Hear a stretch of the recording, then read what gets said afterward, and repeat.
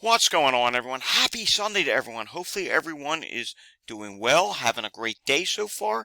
It is time for the Sunday edition of the Climate Update for Sunday, August 13th, 2023. It has been a wet summer in parts of the country. While others are still dealing with drought, the Northeast U.S. has been really wet this summer. How wet? Check this out. Up in the Adirondacks, it was a record-breaking wet July. 13.7 inches of rainfall fell at the Newcomb campus of Sunny College, New York. So this is really impressive. Let's continue on. Knoxville, Tennessee broke a record the other day. In fact, it was a 103-year-old record. The record there started going back to 1920. So the record for that date on Thursday, August 10th was 2.5 inches of rainfall. Believe it or not, that makes a record. Despite how wet summer can be with thunderstorms, 2.5 inches, that was a record for Knoxville, Tennessee. Again, a 103-year-old record. That's a pretty big record to beat. Although, again, it was only 2.5 inches of rainfall. All right, let's talk about today's weather and the future weather. You can see today across the U.S., we do have this large system that is in the plains. And with that, we do have showers and thunderstorms that are developing out ahead of it. There's one round now. There's going to be another round later on. And there is the risk of severe thunderstorms for today. Taking a look at the National Hazards Map, the heat continues in the south. Matter of fact, it's actually starting to pick up the pace again. This is some record-breaking heat that we see ongoing right now. The same deal in the Pacific Northwest. I mean, remember now, folks, we're coming into the middle of August, and we're still going to be talking about temperatures in the 100s in many locations. This is extreme for this time of year. I get it, it's the middle of summer, but again, we're starting to come to the second half of summer, and eventually September is going to be right around the corner. And with that, to see heat like this still, that is just unbelievable, and more records are going to be broken. Also, we have to point this out. Southern Missouri today, there is a flood risk. In fact, I'll show it to you in a moment. There's actually a moderate risk of excessive rainfall for there today. Missouri right now, it is raining there. There is rain, but trust me, once this clears out, there is going to be a severe threat that develops this afternoon, and it's going to be a rather significant one. Taking a look at air quality for today, very important that we look at this. Air quality affects the weather, it affects the health. You've seen many cases of bad air quality this summer. Not too bad, but we are starting to see more yellow pop up, not just in the east, not just in the south, the Pacific Northwest as well, and there's even some red in the Pacific Northwest. So those areas are relatively concerning. However, the Great Lakes and the Northern Plains, where you've seen many episodes of wildfire smoke this summer, are not doing too bad right now. So that's some good news. But along the coastal regions, from the west coast down to the Gulf Coast to the east coast, yes, those areas, you do have some concerns today. So if you have asthma, just be aware of that for today. Let's take a look at the Storm Prediction Center. And before we look at the forecast there, we have to take a look at yesterday. And so far, 9 reported tornadoes yesterday.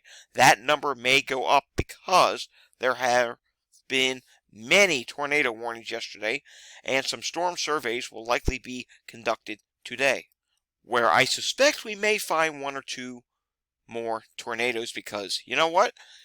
There were a lot of classic hooks on radar yesterday. There was a lot of rotation with the cells.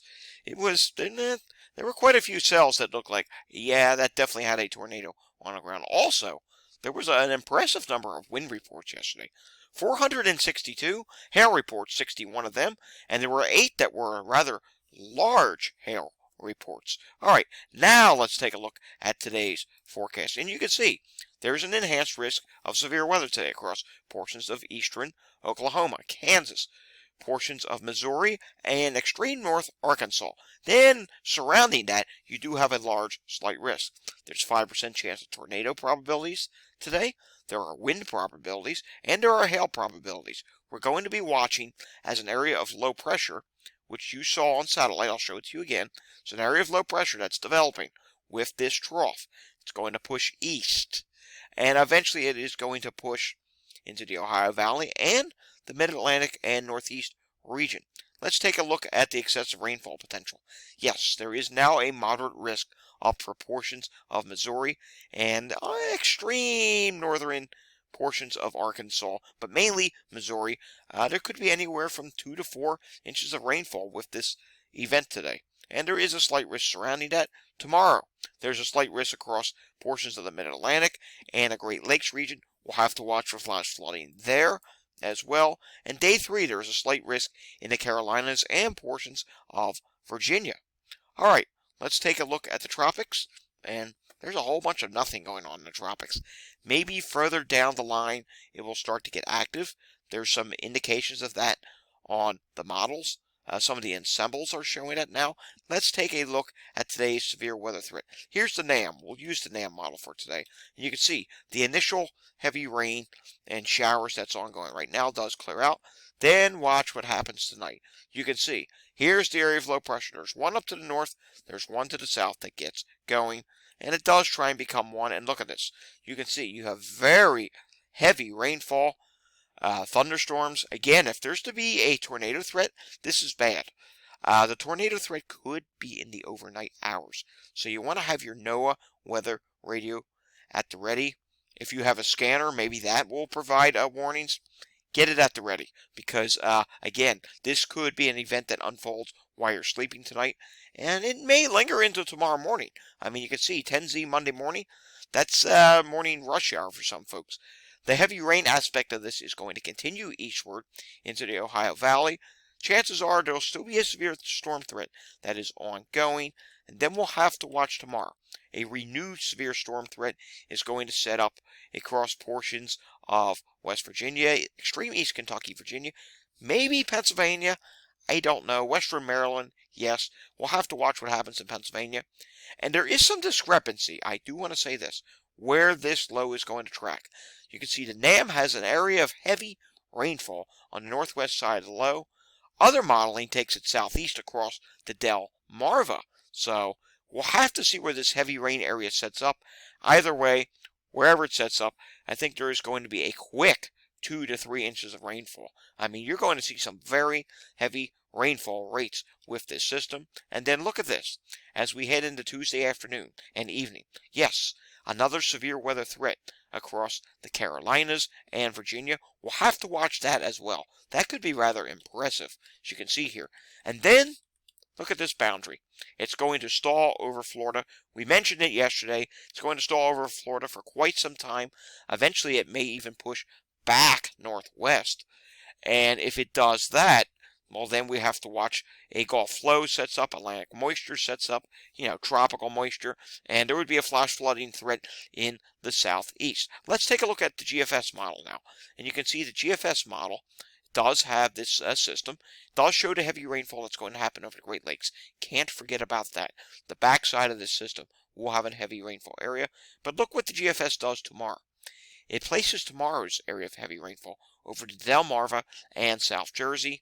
You can see there's also going to be some monsoonal flow, showers and thunderstorms across the Four Corners region. And watch what happens late this week. There's the boundary. It stalls over Florida, and it tries to push back northwest until finally, late next week, this system that comes in from the Canada comes down and tries to push it out. But again, there will still be showers over Florida. Now look at the Pacific. You have a tropical system. GFS has been showing us for many runs. Will it happen? I don't know, but if it does, it's going to come up here into western Mexico, and then eventually provide some monsoonal moisture for California, and maybe potentially into Utah and Nevada. I don't know if that's actually going to happen, but if it does, it would be beneficial rain, but unfortunately it would be very heavy rainfall at once. Let's take a look at rainfall totals on GFS. Yeah, look at that. That's a pretty impressive area of rainfall. That's too much rainfall at one time. And look at Florida. Widespread 1 to 2 inches, localized 3 inches of rainfall. Let's talk about temperatures now across the country. Like I said, the heat is on in the south. Look at this. Widespread 100s today, tomorrow. I mean, on and on it goes. Even in the Pacific Northwest. Look at that up in Washington. That's the European showing 105 degrees. That is just extremely impressive. Now, I don't know that it's going to get to 105 degrees, but even if it hits 100, that is record-breaking heat. That is dangerous heat, life-threatening heat. And finally, when the boundary stalls in the southeast, it's going to cool Florida off a little bit. But the only thing that does happen is, yeah, look at Texas. You're looking at Thursday. The heat shifts back west. So, with it shifting back west, the danger zone just shifts to another area. Look, it continues. The Northeast is not all that bad this week, but again, this heat just continues down in Texas, and eventually it does build northward into the Central Plains and Northern Plains, and eventually it does come back again in Florida. So you can see here, it is going to continue to be very hot. Let's take a look at some precip totals. Days 1 through 7. You can see very wet across the southeast and the eastern coast. Northeast, not too bad. Generally normal amounts for this time of year. Taking a look here, there's Missouri, the heavy rainfall for today. There's the Great Lakes, heavy rainfall. Four Corners region does get some rainfall over the next 7 days. The West Coast, they're going with dry here. Again, we'll have to watch that system in the Pacific. I'm not terribly sold that that system's actually even going to happen, but we'll see. Texas, bone dry. Pacific Northwest, with your heat, it's going to be dry. 6 to 10 day temperature outlook. You can see an axis of very hot and record-breaking heat over Texas and portions of Oklahoma and portions of Kansas. Yes, it's going to be very hot for you. The heat's going to continue in the south. It's showing some heat here in Florida, and eventually it will build back into Florida. 8 to 14 days. Gulf Coast states, very hot, right through the mid-sections of the country. Finally, near normal temperatures up in the Pacific Northwest and the Northeast. And then 6 to 10 day precipitation. It does start to get wetter in the Pacific Northwest, and the central country does dry out. And look at this. It happens on 8 to 14 days too. Above average in the Northwest, and the central portion of the country does dry out. For the time being, I do agree with this. We'll have to see how it plays out. We'll refine this as we get advance over the next several days. Alrighty, folks, that does it for today's climate update. If you enjoyed this update, give it a thumbs up.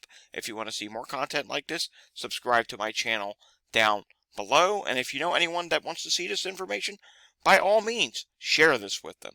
Thanks for watching, and I'll see you all again next time.